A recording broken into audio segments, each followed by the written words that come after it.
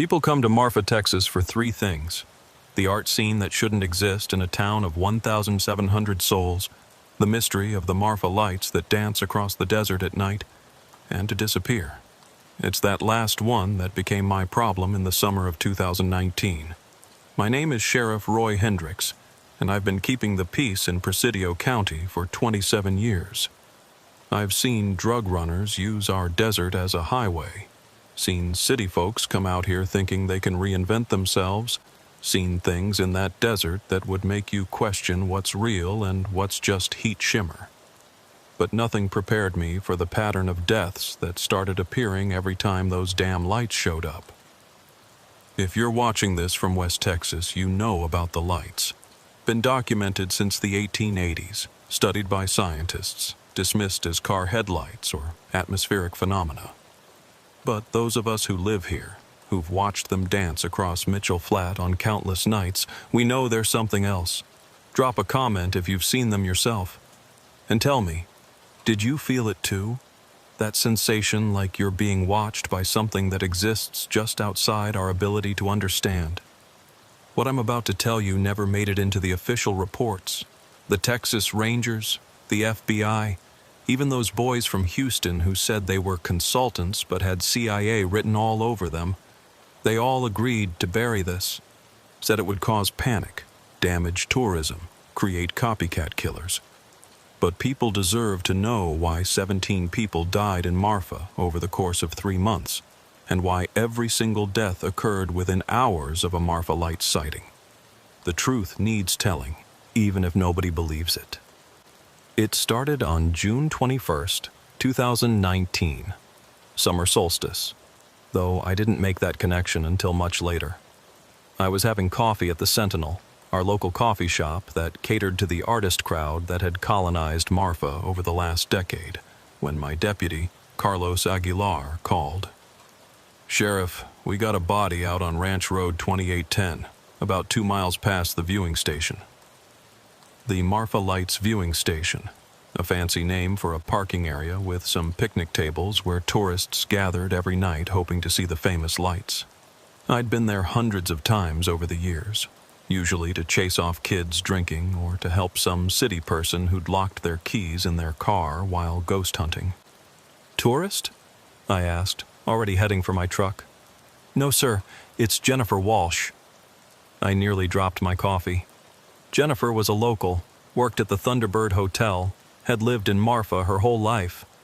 Good kid, 28 years old, no enemies that I knew of.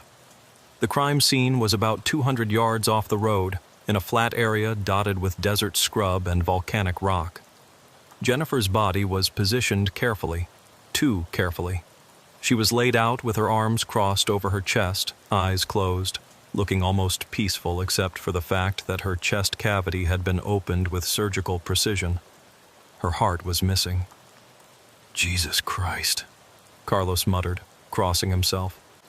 I'd seen death before, car accidents, bar fights gone wrong, the occasional cartel execution near the border. But this was different. This was deliberate, ritualistic, and done with a level of skill that suggested medical knowledge. "When was she found?" I asked, pulling on latex gloves. "About an hour ago. Randy Hillcock was out checking his fence line, saw the buzzards circling." I examined the scene carefully. No signs of struggle, no defensive wounds on Jennifer's hands. The incision was clean, professional. Around the body, arranged in a perfect circle, were 13 rocks from the desert, each one painted with a symbol I didn't recognize. "Carlos, you were on duty last night. Any reports of the lights?" He nodded slowly. "Yeah. Bunch of tourists called them in around 11 p.m. Said they were more active than usual, dancing around for almost 2 hours. Jennifer's time of death, according to the ME who arrived from Alpine, was estimated between 11 p.m. and 1 a.m. I spent the rest of the day interviewing Jennifer's friends, family, co-workers. Everyone said the same thing.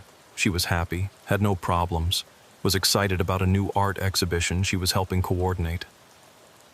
The last person to see her alive was her roommate, who said Jennifer had gone out around 10:30 p.m. to photograph the lights, apparently something she did regularly.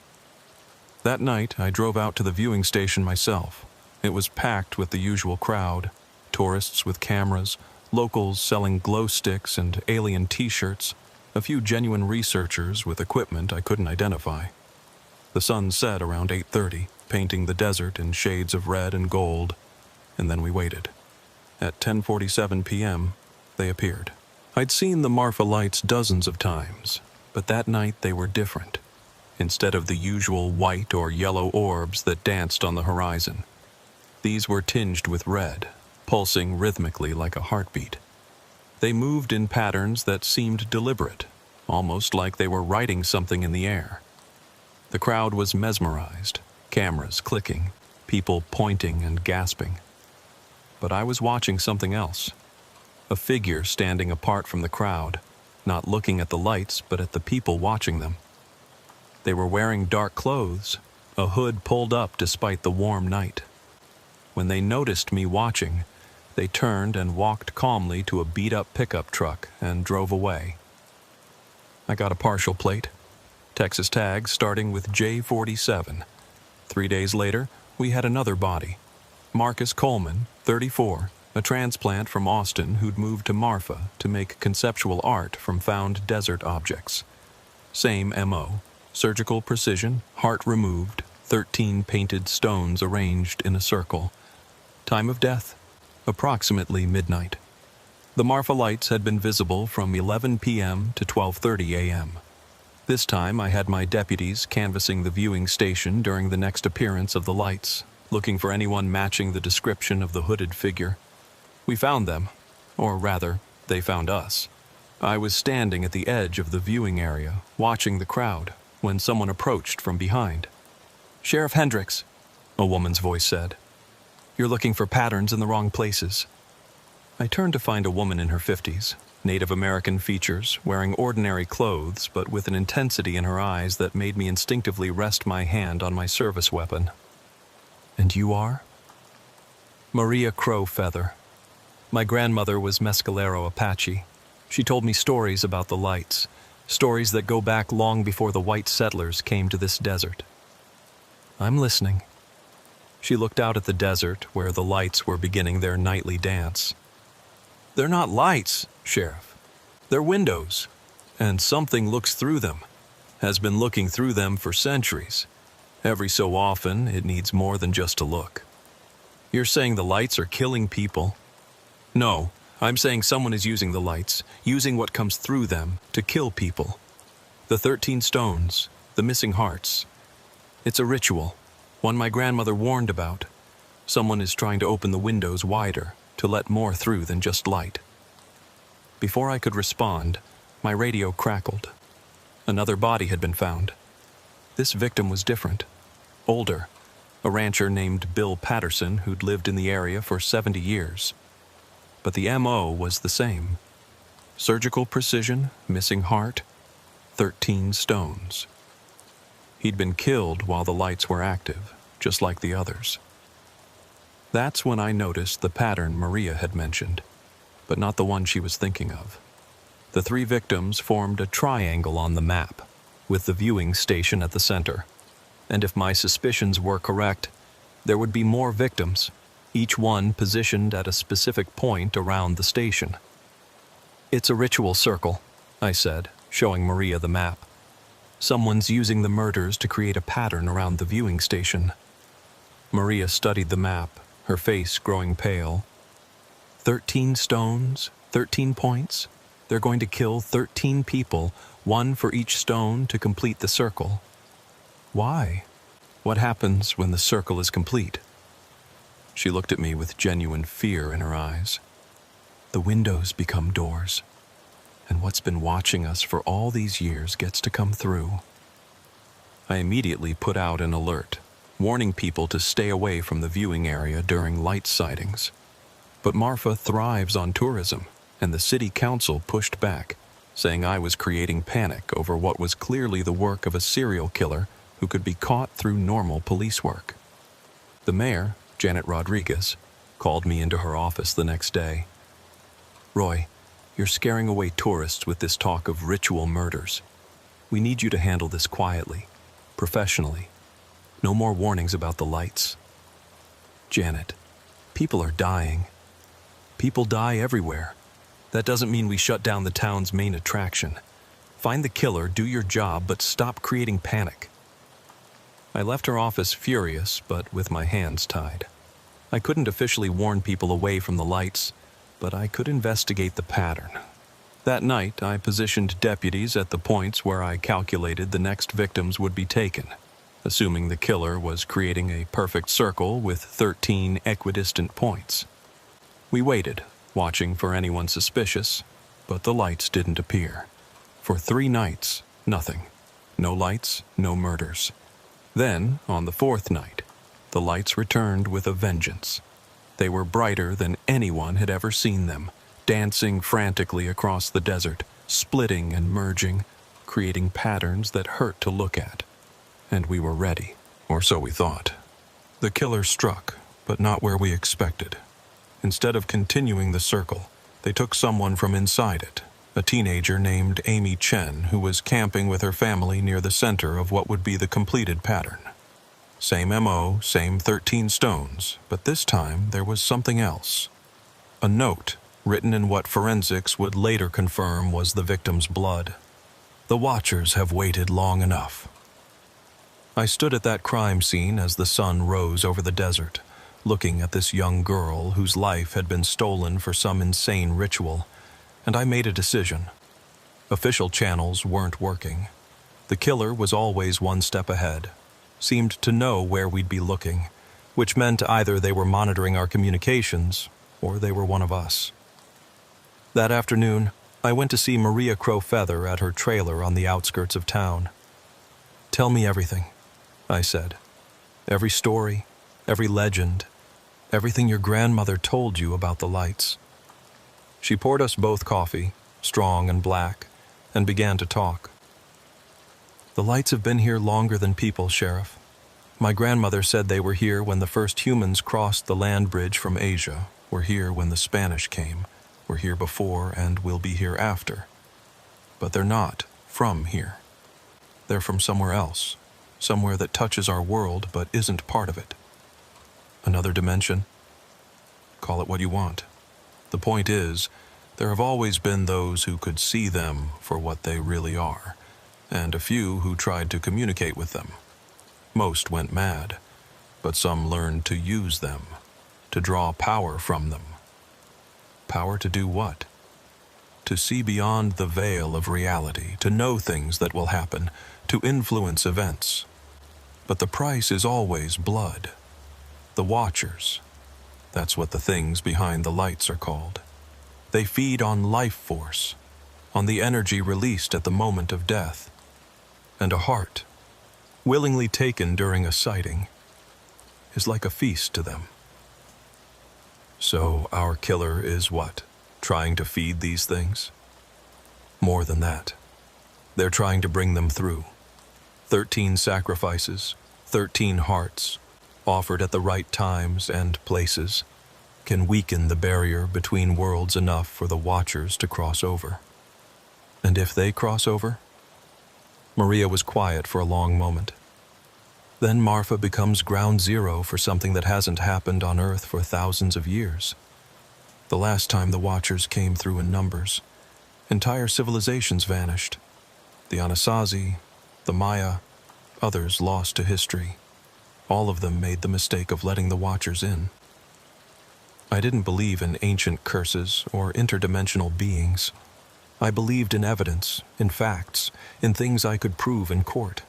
But I also couldn't deny the pattern of the murders, the surgical precision that seemed impossible for a single person, the way the lights always appeared just before someone died. "How do we stop it?" I asked. "Find the one performing the ritual. They'll have marks on them, scars from their communication with the Watchers. There'll be someone who's been in Marfa long enough to know the patterns, to know when the lights will appear.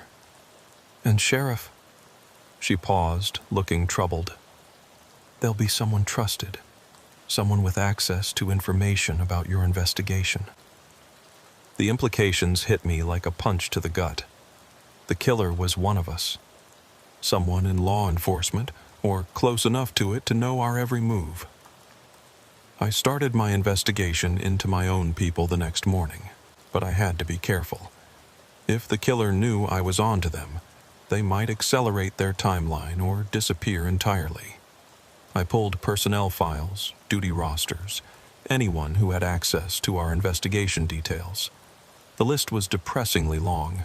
My 5 deputies, 3 dispatchers, the part-time evidence clerk, plus civilian consultants like the ME from Alpine and the Texas Rangers liaison. But I kept coming back to one detail Maria had mentioned. The killer would have scars from their communication with the Watchers. That narrowed things down, but I couldn't exactly order everyone to take their shirts off for inspection. While I was wrestling with this, Carlos came into my office with a worried expression. "Sheriff, we got a problem. That partial plate you got the other night, J47, I ran it through the system. It belongs to Dr. James Morrison." Dr. Morrison was Marfa's only general practitioner, had been for 15 years. He'd sewn up more bar fight wounds and treated more scorpion stings than anyone else in the county. He was also one of the few people in town with the medical knowledge to make those surgical incisions. "You're sure?" "Positive. 1987 Ford pickup, Texas plate J47 8BK. I sat back in my chair, mind racing. Morrison had been at every crime scene in his capacity as our local medical advisor before the Alpine ME arrived. He'd had access to all our information. And now that I thought about it, he'd moved to Marfa from Houston right around the time the city's art scene started taking off. Plenty of strangers moving in. Perfect cover for someone with a dark agenda. "Carlos, I need you to do something for me quietly. Pull Morrison's background, everything you can find. Where he went to medical school, where he worked before Marfa, any disciplinary actions, anything odd." While Carlos worked on that, I decided to pay Dr. Morrison a casual visit. His clinic was on Highland Avenue, a small adobe building that looked like it hadn't been updated since the 1960s. His truck was parked outside. I found him in his office, reading what looked like a medical journal. He looked up when I knocked, smiled that easy smile that had reassured hundreds of patients over the years. "Roy, what brings you by? Not another body, I hope." "Just following up on some details from the crime scenes. You examined all the victims before the ME arrived. Notice anything unusual?" He leaned back in his chair, thoughtful. "Besides the obvious, the precision was remarkable. Whoever did this had medical training, no question. But there was something else." He stood and walked to his filing cabinet, pulling out a folder. "I took some photographs before the bodies were moved. Look at this." He showed me close-ups of the incisions. "See these marks here, along the edge? They look almost like burn marks, but the tissue isn't actually burned. It's like it was cut with something incredibly hot that didn't transfer heat to the surrounding tissue. I've never seen anything like it. Any idea what could cause that? Honestly, no earthly instrument I'm aware of." The way he said earthly made me look at him more carefully. He met my gaze steadily, but there was something in his eyes, a depth that hadn't been there before, or maybe I just hadn't noticed it.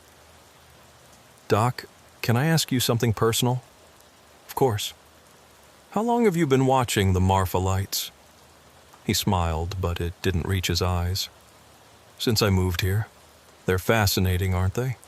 All those theories about what causes them, but none quite fitting the phenomena." "What do you think they are?" He was quiet for a moment, then walked to his window that looked out toward the desert. "My grandmother used to tell me stories about lights in the sky back in Scotland. Will-o'-the-wisps, she called them. Said they were spirits trying to lead travelers astray. But I think..." He turned back to me. "I think there's something far more interesting than folklore." Before I could respond, my phone rang. It was Carlos, and he sounded urgent. "Sheriff, you need to see what I found about Morrison." I excused myself and headed back to the station.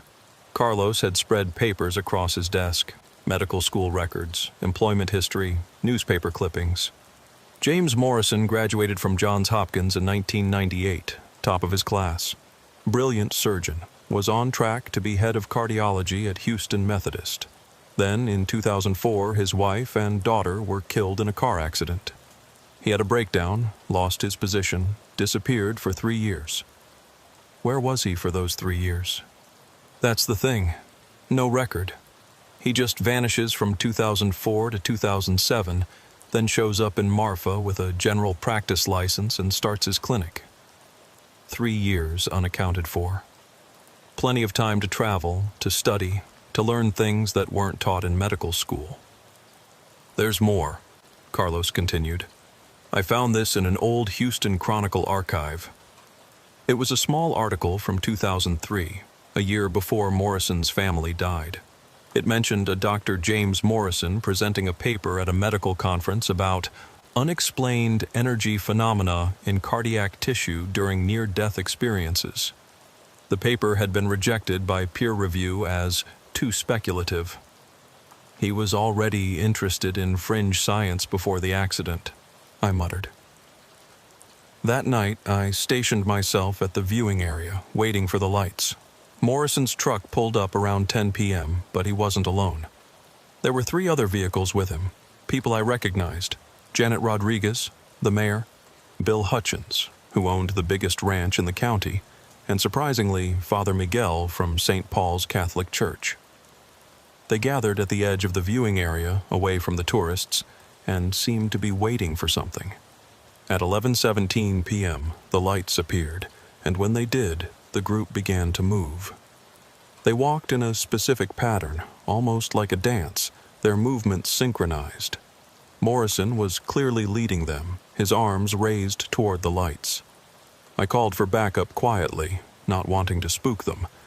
But as Carlos and 2 other deputies arrived, the group had finished whatever they were doing and were returning to their vehicles.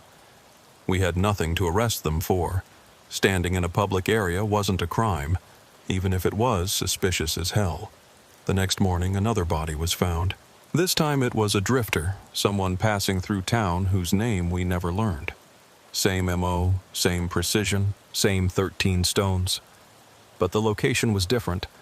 It was exactly at one of the points I'd predicted for the ritual circle. The killer was back on pattern. I brought Maria Crowfeather to the station quietly, showed her the photos of Morrison's group at the viewing area. "They're all part of it," she said immediately. "Look at how they moved, the pattern they walked. It's an invocation calling to the watchers, telling them the feast is being prepared." But why would the mayor, a priest, a rancher be involved in this? Power, Sheriff. The watchers promise power to those who serve them. The ability to see the future, to influence events, to control others.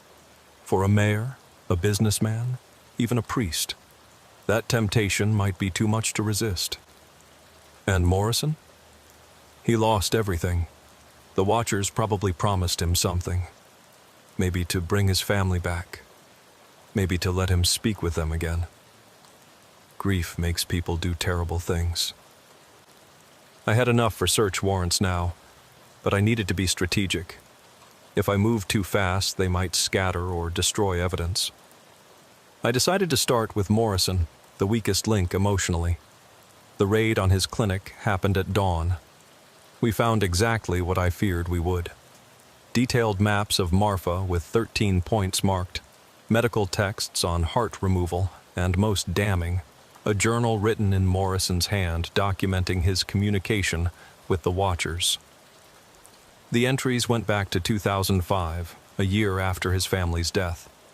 He'd traveled the world seeking answers about death, about what comes after, and had eventually found his way to Marfa, drawn by stories of the lights. The early entries were desperate, grieving. They say they can show me Emily and Sarah again. All they ask is sacrifice, dedication. The heart is the key. It holds the essence of life, the spark that transcends death. But as the years went on, the entries became darker, more fanatical. The Watchers have shown me the truth. This reality is just one layer of existence.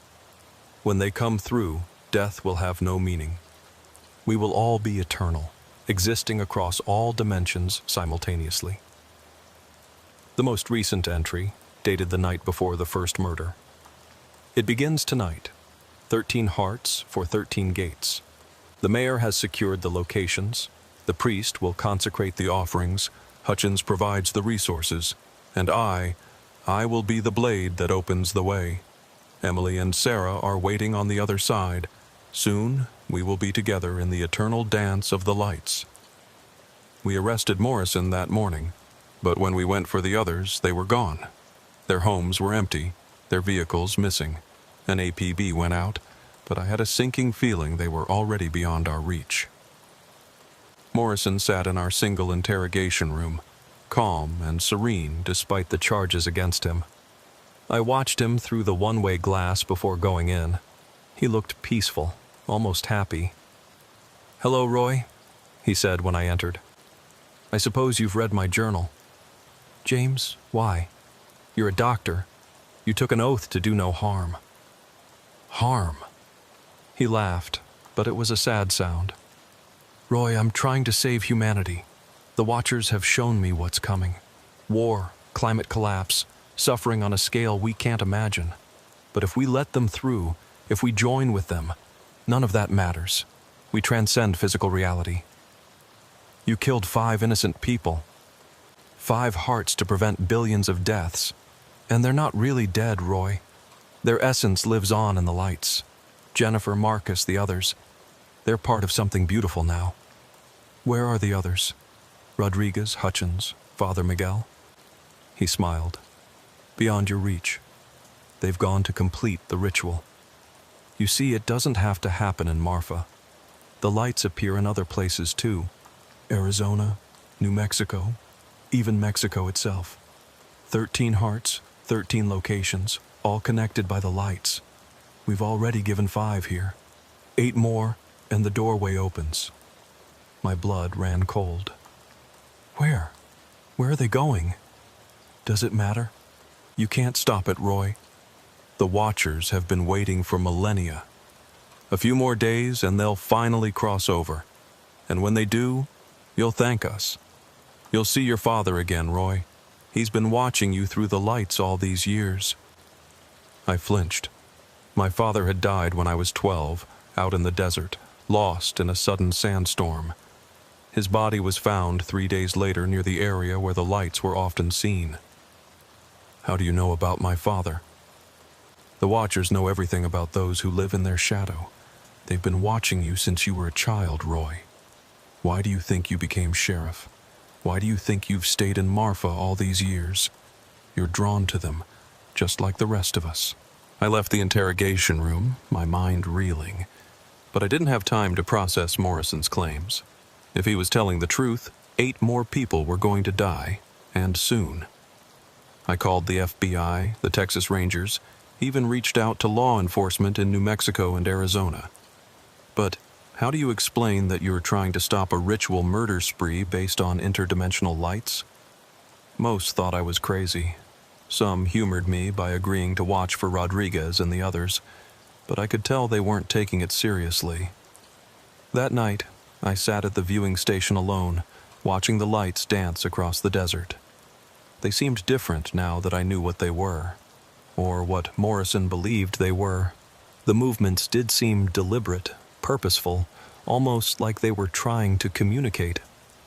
"What do you want?" I asked the lights, feeling foolish but desperate. They pulsed, shifted, formed patterns that almost looked like writing, and for just a moment, I could have sworn I saw a face in them.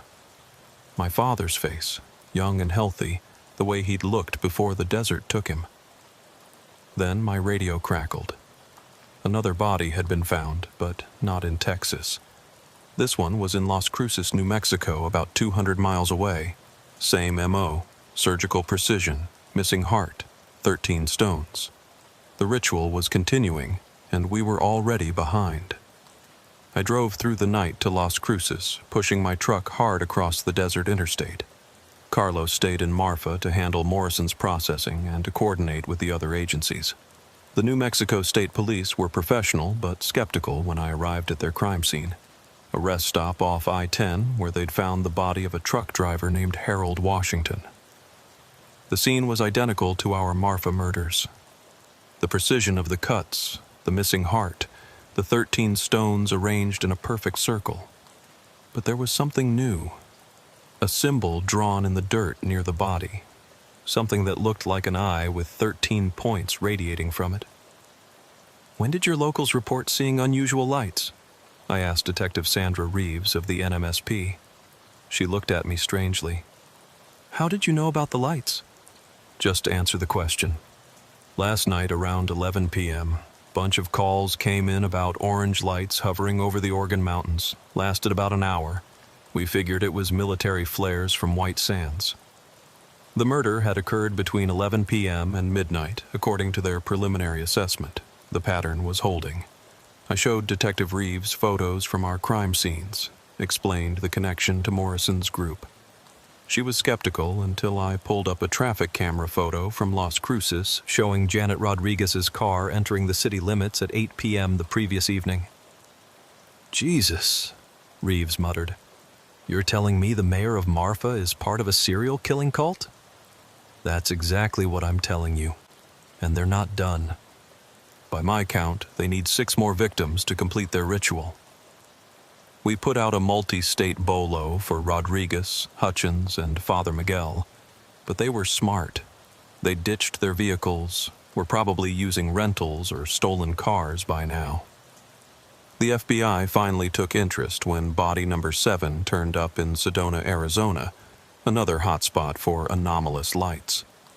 The victim was a local artist named Patricia Weaver, and she'd been killed while the famous Sedona vortexes were particularly active. I drove to Sedona, met with the FBI task force that was finally taking this seriously. Special Agent Diana Chen was in charge, a no-nonsense woman who'd worked serial killer cases for 15 years. "Sheriff Hendricks, I've read your reports. This talk of interdimensional beings and ancient rituals. You know how that sounds, right?" "I know how it sounds, but 7 people are dead, and there's going to be 6 more if we don't stop them. Oh, I believe the murder cult part. It's the supernatural angle I'm having trouble with." I pulled out Morrison's journal, showed her the entries. "Read this and tell me these people don't believe what they're doing is real. Whether the lights are actually interdimensional or not doesn't matter. Rodriguez and the others think they are, and they're killing people based on that belief." Chen read through the journal, her expression growing more concerned with each page. "All right, let's say they believe this. Where do they go next?" I'd been working on that question during my drive. The pattern seemed to be moving east, hitting known locations where anomalous lights had been reported. Brown Mountain, North Carolina, Hessdalen, Norway, Naga fireballs in Thailand. There are documented light phenomena all over the world. But I think they're going to stay regional. Travel would be too risky now that we're onto them. My guess is they'll hit the other known sites in the southwest. Phoenix, Roswell, maybe loop back to Big Bend in Texas. "Phoenix," Chen said suddenly. "The Phoenix Lights, one of the most famous UFO sightings in history." And they happen regularly, just on a smaller scale. Locals see lights over South Mountain all the time. Chen immediately got on the phone with the Phoenix field office. Within hours, we had surveillance set up at all the areas around Phoenix where strange lights had been reported. It was a massive operation. Dozens of agents and local cops watching empty desert, waiting for something that might not come. But on the 3rd night of surveillance, it paid off. The call came in at 10:47 p.m. Lights had been spotted over South Mountain, and a vehicle matching the description of one stolen from Las Cruces had been seen heading into the park. I was in the helicopter with Chen and a tactical team, racing toward the coordinates. We saw them from the air. 3 figures standing around a 4th who was clearly restrained, laid out on a flat rock formation. The lights danced overhead, brighter than I'd ever seen them, pulsing in rhythm with something I couldn't identify. FBI? Nobody move, Chen announced over the helicopter's speaker. The three figures looked up, and even from the air I could recognize them. Rodriguez, Hutchins, and Father Miguel, but they didn't run. Instead, they moved faster, Rodriguez pulling something that glinted in the searchlight. "They're going to kill the victim," I shouted. The helicopter pilot brought us down fast, too fast, the skids hitting hard and bouncing. The tactical team poured out, but I was already running, my 60-year-old knees screaming in protest. Father Miguel stepped forward, arms raised, and began speaking in a language I didn't recognize. The air around him shimmered, like heat waves but wrong, moving against the wind. Two tactical officers approached him and simply stopped. They stood frozen, their weapons lowered, staring at something only they could see.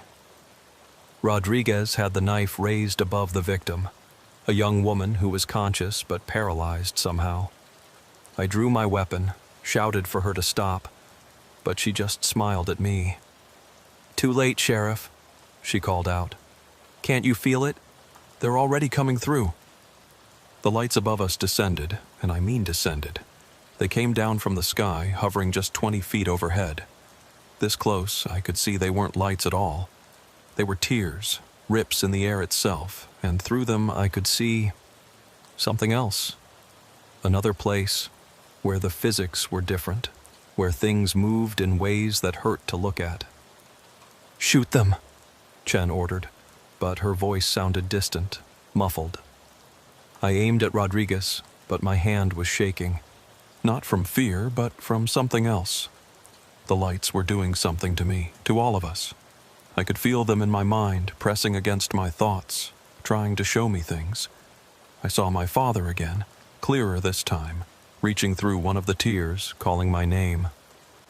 "Roy," he said, and God help me, it sounded exactly like him. "Let them through, son. It's beautiful here.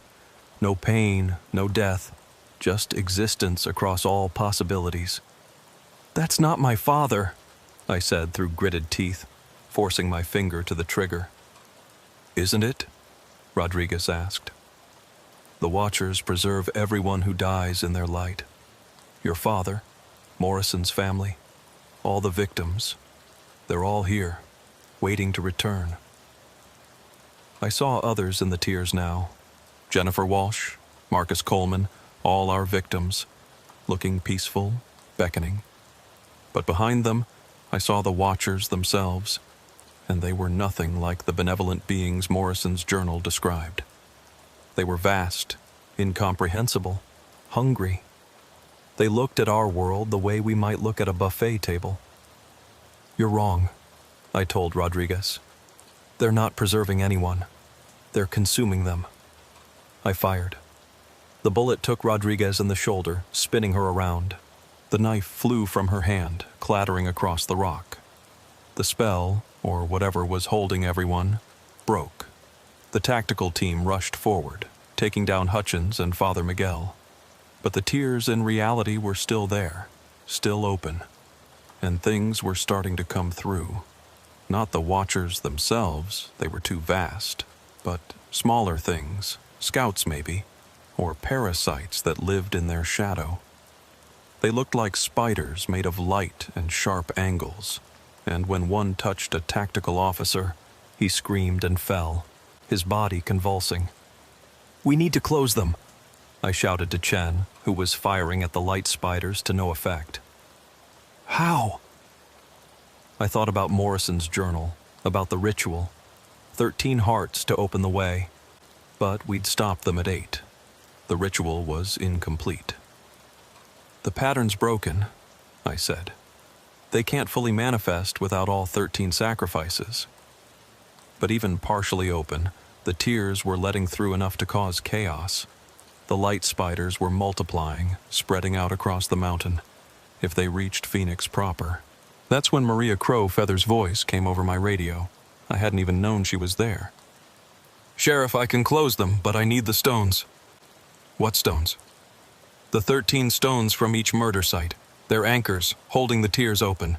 Destroy them, and the connection breaks.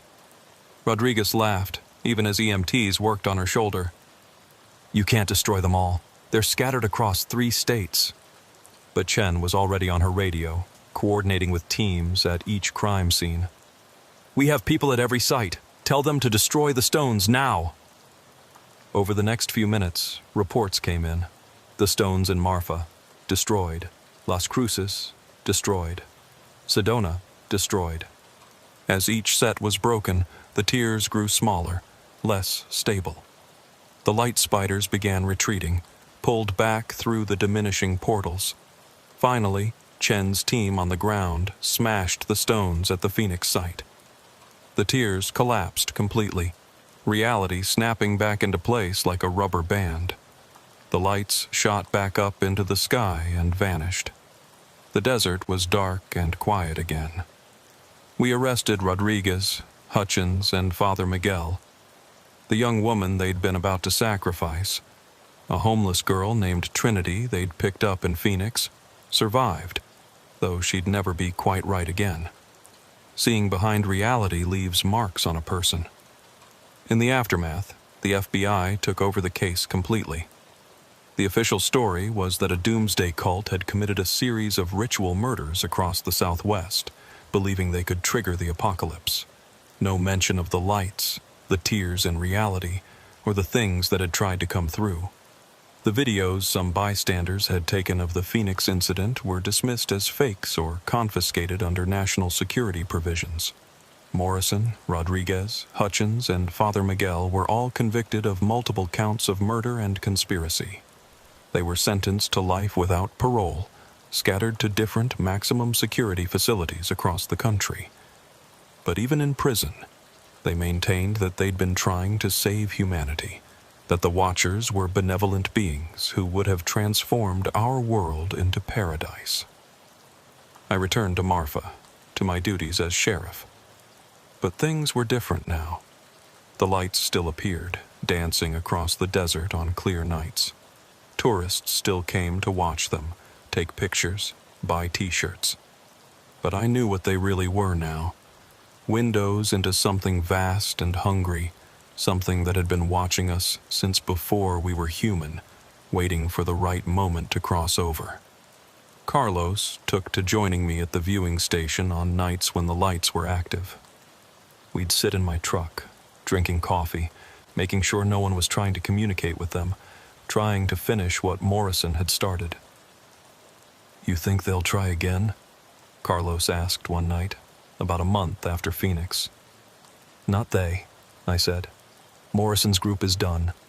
But there have always been people who could see the lights for what they really are, and there will always be those who think they can control them, use them.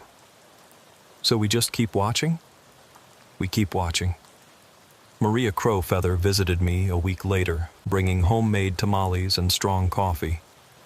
The barriers are still weak, she said without preamble. The ritual was interrupted, but 8 hearts were still given. The Watchers got a taste of our world. They'll be more aggressive now, more insistent. What can we do? My grandmother's people had ways of strengthening the barriers, of making it harder for things to cross over. But it requires vigilance, ceremony, and most importantly, people who know the truth standing guard. Like a supernatural neighborhood watch? She smiled. Something like that. The lights will always be here, Sheriff. They're part of this place, woven into its fabric. We can't get rid of them. But we can make sure they stay just lights, just windows to look through, not doors to walk through. 3 years have passed since the night in Phoenix. 3 years of watching the lights, of making sure no one else tries to open the doors that Morrison's group nearly broke down. You'd think it would get easier with time, that the memory of those tears in reality would fade. But some things burn themselves into your mind so deeply that they become part of you. I'm still sheriff of Presidio County, though I'm pushing retirement age hard. Carlos is ready to take over when I step down, and he understands what the real job entails now. Not just keeping the peace among the living, but standing guard against things that shouldn't exist. The Marfa lights still appear regularly. The tourists still come. The artists still find inspiration in them. The scientists still try to explain them away as atmospheric phenomena or car headlights. And maybe that's for the best. The truth would break most people. Hell, it nearly broke me. But I'm getting ahead of myself. Let me tell you what happened after Phoenix, because that wasn't the end. It was just the beginning of understanding what we're really dealing with. A month after the arrests, I got a call from the federal prison in Colorado where Morrison was being held. He wanted to see me. Against my better judgment, I went. Morrison looked older, grayer, but his eyes still held that unsettling depth, like he was seeing more than just the physical world. "Hello, Roy," he said, sitting across from me in the visiting room. "Thank you for coming." "What do you want, James?" "To warn you, and to apologize, I suppose. I was wrong about the Watchers. Not about their existence, but about their intentions." "You think?" He leaned forward, his voice dropping to a whisper. "They're still talking to me, Roy. Even in here, surrounded by concrete and steel, I can hear them, and they're angry. The ritual's interruption didn't stop them. It just changed their approach." "What do you mean?" "They don't need 13 hearts anymore. That was just one way, the old way. They've been watching us, learning about us. They know our technology now, our psychology. They're adapting. James, you're in prison for murdering 5 people. These delusions. 3 weeks ago, a guard here committed suicide, threw himself off the 3rd tier. But before he did, he was drawing symbols on his cell wall, the same symbols we used in the ritual." I felt a chill run down my spine. "That doesn't mean—" "Last week, an inmate in solitary started speaking in tongues, languages that haven't been spoken on Earth for thousands of years. He's never been to Marfa, never seen the lights, but he's describing them perfectly, describing what's behind them." "What are you saying?" "I'm saying the 8 hearts we offered created a connection that can't be severed. The Watchers are reaching out through that connection, touching minds, planting seeds. They're going to try again, Roy, but not with a ritual this time. They're going to push through wherever reality is weakest." I left that prison deeply disturbed. When I got back to Marfa, I found Maria Crow Feather waiting for me at my office. "You've seen him," she said. It wasn't a question. "Morrison? Yeah. He's right, you know. The connection is still there. I've been feeling it too. The lights are more active, more aggressive, and there have been incidents." "What kind of incidents?" She pulled out a map of the Southwest, marked with red dots. "Every place where one of the murders occurred, there have been reports. People seeing things, having visions, some going missing entirely. The sites are still active, still thin." Over the next few months, I investigated each site. What I found was disturbing. In Las Cruces, 3 people had gone missing near the rest stop where Harold Washington was killed. They were found days later, wandering the desert, speaking about the beautiful lights that showed them eternity. They had no memory of where they'd been. In Sedona, a New Age meditation group had started meeting at the murder site, drawn by what they called powerful energy. 5 of them had to be institutionalized after a session where they claimed to have made contact with beings of pure light who showed them visions of the world ending and beginning simultaneously. But it was back in Marfa where things got really bad. It started with dreams. People throughout the town reporting the same nightmare, standing in the desert, watching the lights descend, feeling themselves being pulled apart and put back together in impossible ways. Then came the sleepwalking.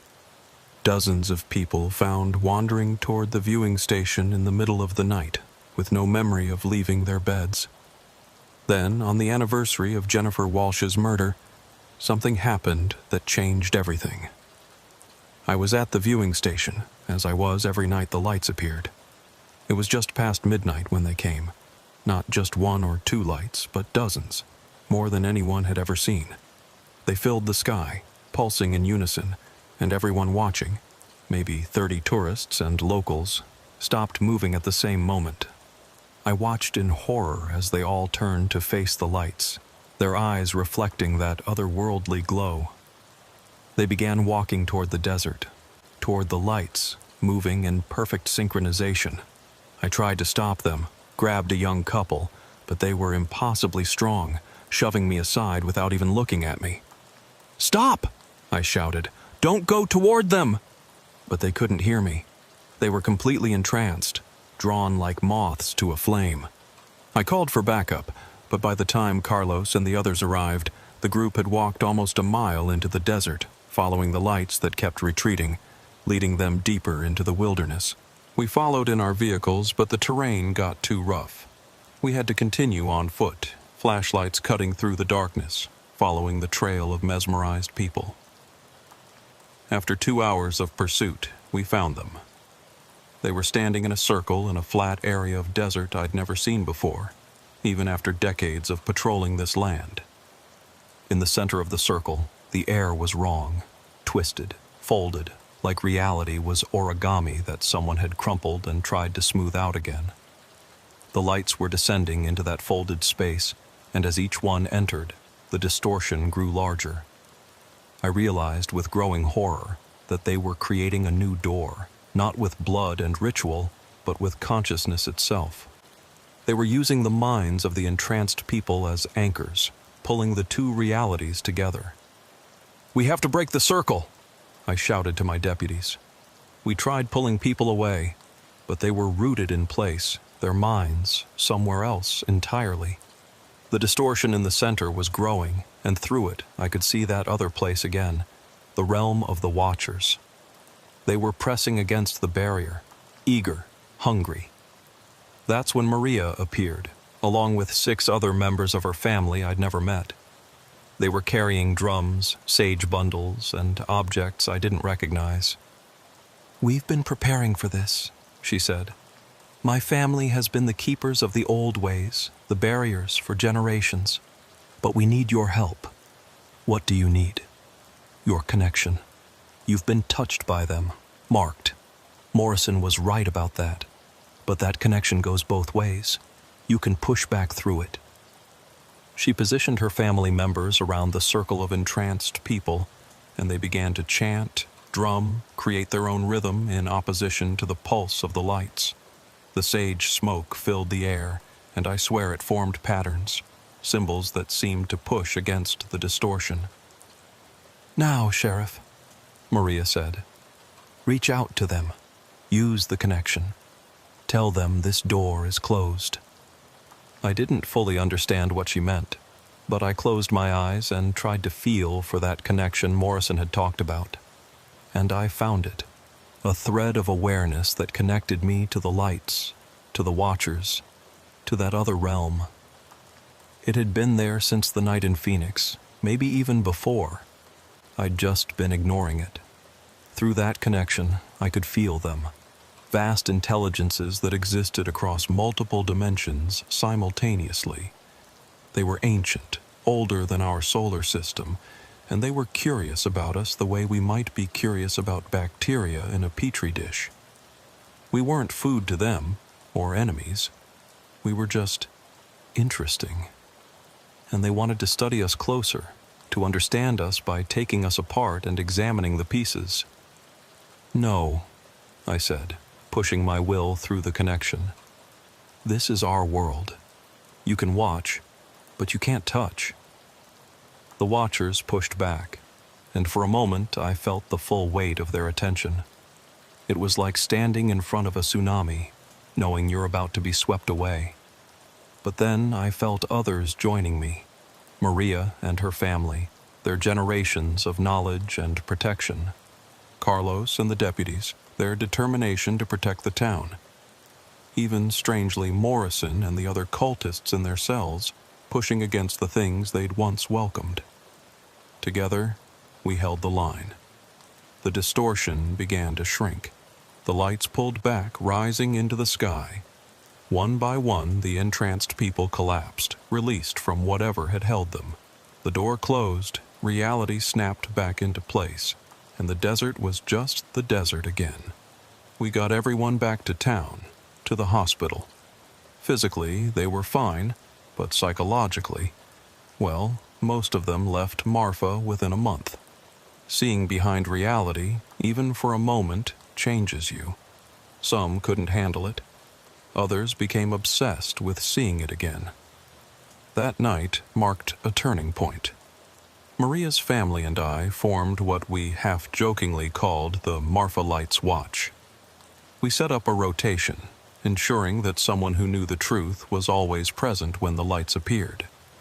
We learned to recognize the signs of someone being influenced, intervened before they could be drawn in too deep. The FBI, or at least the parts of it that dealt with unexplained phenomena, quietly supported us. Agent Chen would visit occasionally, bringing resources and information about similar sites around the world. Turns out Marfa wasn't unique.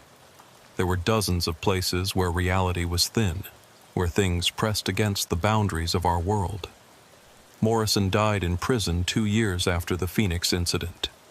Heart attack, the official report said, but the guard who found him said he died smiling, looking at something no one else could see.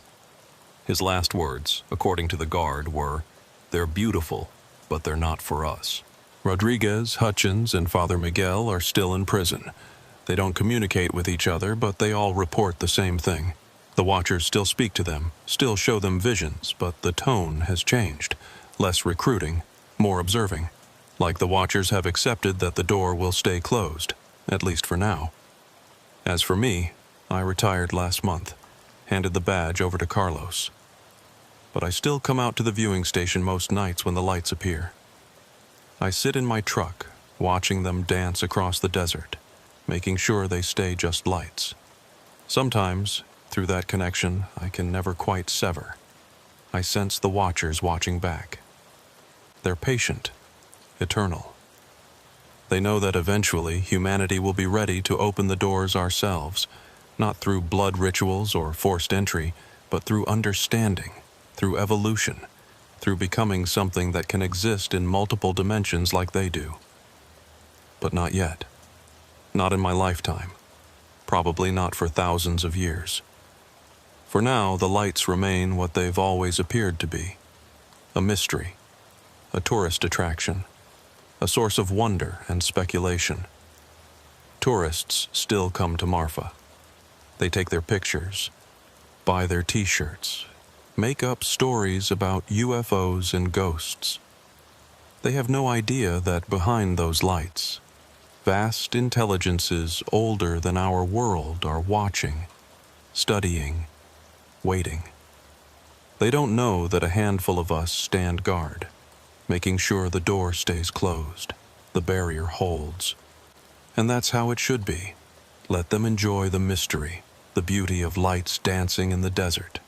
Let them go home with their souvenirs and stories. The truth, that we live in a universe far stranger and more dangerous than most people can imagine, is a burden that doesn't need to be shared.